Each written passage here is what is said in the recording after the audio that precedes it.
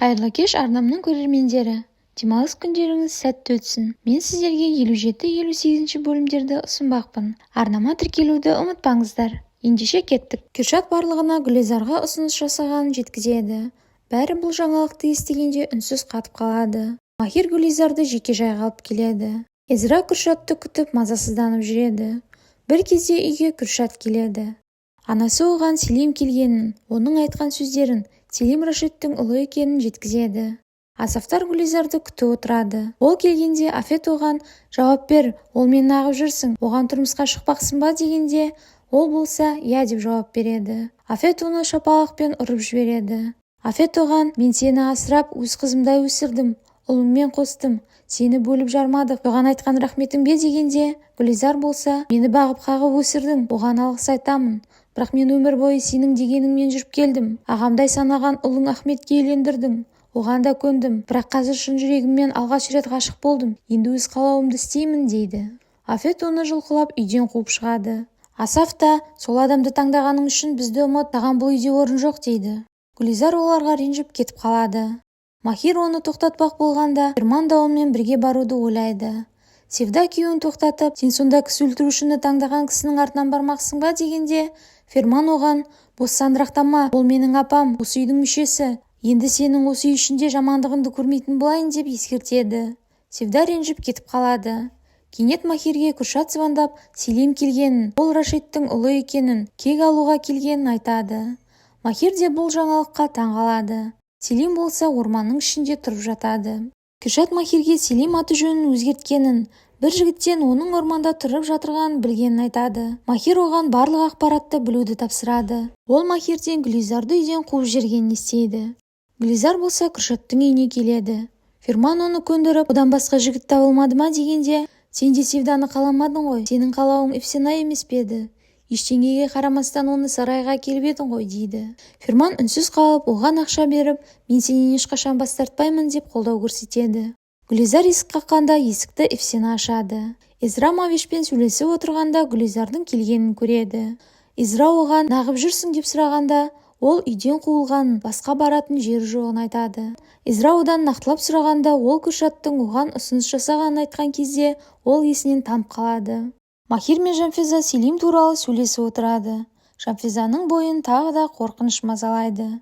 Кенет Махир компьютерден жаңа жылдың видеосын тауып алады. Ол оны қарамақ болғанда, Севда мен Гүлизардың Жанфезаның шатырдан құлағаны туралы әңгімесін көріп қояды. Махир ашуланып Жанфезадан «Аспа» деп сұрайды. Ол оны тыныштандырмақ болғанда, Махир жынданып «Сен менен жасырдың ба?» деп шығып кетеді. Афет Ферманға «Неге оны Кürшаттың үйінде қалдырып кеттің?» деп ұрсып жатырғанда, Махир әжесіне келіп «Мен шыдамды болдым, сені кешірдім, жасыңды сыйладым» деп Гүлизардың жаңа жылдық видеосын білетінін жеткізеді. Афет жылап «Атаңа айтпа» деп жалынады. Махир болса «Мен бұл үйде қала алмаймын, анам мен әйелімді де алып кетемін» деп кетіп қалады. Махир бөлмесінде заттарын жинап жатырғанда, Жанфеза оған «Егер біз кетсек, атамның жағдайы не болмақ?» деп сабыр етуін өтінеді. Ол болса «Менен ештеңе жасырмай бәрін айтып бер» деп талап етеді. Ол Махирге Ферман олардың ұлы емес екенін естіп қойғанын, кейін Афет екеуі келісімге келгенін айтады. Ол тағы да Эфсина олардың үйінде екенін, оның құрсағындағы сәби аман қалғанын жеткізеді. Махир естіген шындықтарын қорыта алмай отырады. Келесі күні Жанфеза күйеуін қорқыныштан әрең дегенде жұмысқа жібереді. Махир оған жаңа үй табуын тапсырады. Таңғы аста Эзра ұлына екеуінің үйленуіне қарсы екенін және Жанфезалардың басқа үйге көшетіндерін айтады. Эзра Гүлизарға үйіне қайтып, бұл некеден бас тартуын айтқанда, Кürшат оны бірге алып кетпек болады да, анасына өз ойынан тайынбайтын жеткізеді. Таңғы аста Махир Асафқа бөлек кететіндерін және бүгін жаңа қызметінің алғашқы күні екенін айтады. Асаф көңілі түскенімен оған батасын береді. Махир жұмысына кіріседі. Селим телефонына қарап, неге байланыс шықпай тұр деп ойланып тұрады. Махир орманға келіп, полицейлерге тапсырма беріп, оларды құрықтауға кіріседі. Селимнің кісісі еш жерде байланыс жасамай тұрғанын айтқанда, ол жынданып «Бізді тауып алды, Ерманға барып тез көлікті әкел» деп бұйырады. Ол болса Ерман таңертеңнен бері жоғын айтады. Кенет Махир оны тауып алады. Селим бірден тығылып оқ ата бастайды. Сол жерде нағыз соғыс басталады. Селим болса қаша жөнеледі. Махир оның артынан барып қарулы жекпе-жек жасайды. Селим қашып теңіз жағасындағы жарға келеді. Оның әрі қарай баратын жері болмай тығырыққа тіреледі. Ол сонда да мен берілмеймін деп тұрып алады. Оны бәрі қоршауға алады. Селим оған мені өлтір дегенде Махир оны тұтқындамақ болғанда ол жардан секіріп кетеді. Жанфиза мен Сара көшуге дайындалады. Сара оған әкең қатты ғашық дегенде ол болса, о құдайым, жетпегені сол еді. Олар қосылмайынша маған бұл үйден кету керек, әйтпесе бұлар маған күн бермес деп мұңайып отырады. Махир әйеліне звондап Селим өлгенін айтады. Жанфиза оған не деп жауап берерін білмей абдырап қалады. Салих оның жанына келіп Селимнің денесін таба алмағанын, толқын қатты екенін айтады. Ол болса әлі оның өлі екеніне күмәнданатынын айтады. Жанфизалар жаңа үй қарауға келеді. Кенет оларға Махир де қосылады. Бұл үй оларға ұнап қалғанымен үй қымбатқа шығады. Махир ол әйелмен келісіп үйді жалға алады. Асаф Афеттен Махир неге көшуді ұйғарды, не жағдай болды деп сұрағанда, ол бұл сұрақтың жауабын бере алмай сасқалақтайды. Бір кезде олар Севданың қызметшілерге жүмкелерін тастып жатқанын көреді. Олар одан сұрағанда, Севда болса Махирдің бөлмесіне көшіп жатқанын жеткізеді. Афет екеуі шарасыз күйде отырады. Бір кезде оларға Изра келіп сөйлеспек болады. Ол оларға Гүлизар ол үйде екенін, ол да некелеріне қарсы екенін жеткізеді. Гүлизар екеуі болса неке қиюға өтініш тастайды. Кürшат оған, сен маған бір рет болса да жамансың деп айтып көрмедің дегенде, ол болса, мен сенің жүзіңнен жасаған ісіне шынайы өкінетін Кürшатты көрем деп сезімін білдіреді. Кürшат оған, мен сенен ешқашан бас тартпаймын дейді. Кürшатқа Махирден Селим туралы хат келеді. Махир өз кеңсесіне келгенде Ферман келіп оған сыйлық табыстайды. Кешкісін Жанфиза екеуі жекежайдан кетпек болады. Сүрия болса Жанфизаның Сараға Махирмен оңаша болғым келеді деген сөзін естігеннен кейін олармен бірге кетуден бас тартады. Асаф та Сүрия қала бергенін құптайды. Ол екі баласын шарпсағаннан кейін Жанфизаның сөзін есіне алып, баласымен бармағанына күйініп тұрады.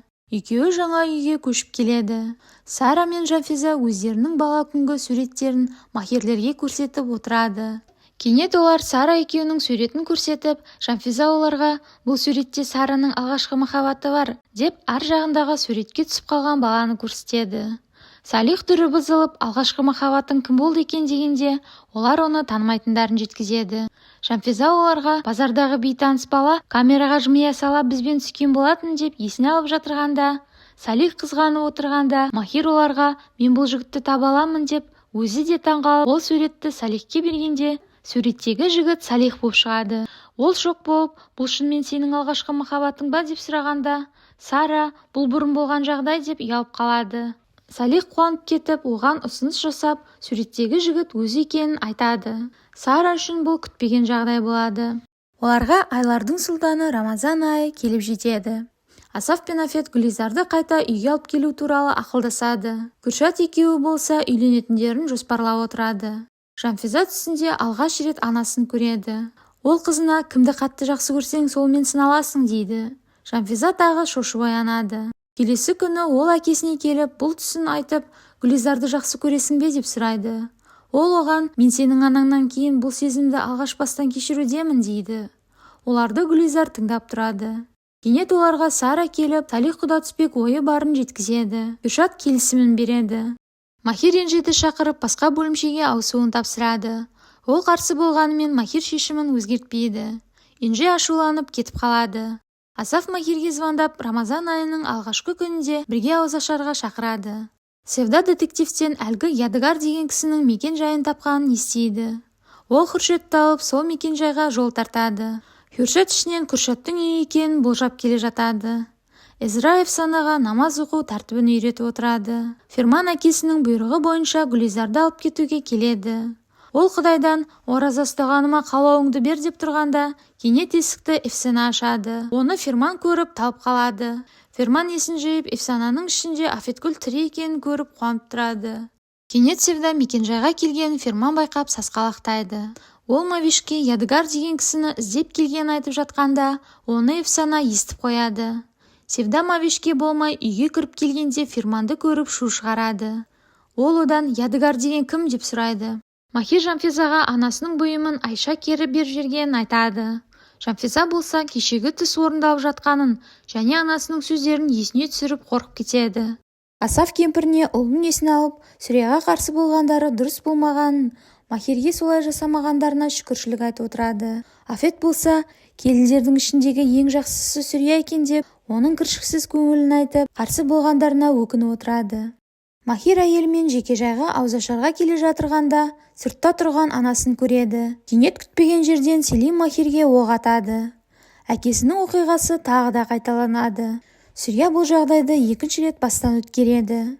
Достар, келесі бөлімдер бұдан да қызығырақ болмақ. Арнама тіркелуді ұмытпаңыздар. Назарларыңызға рахмет.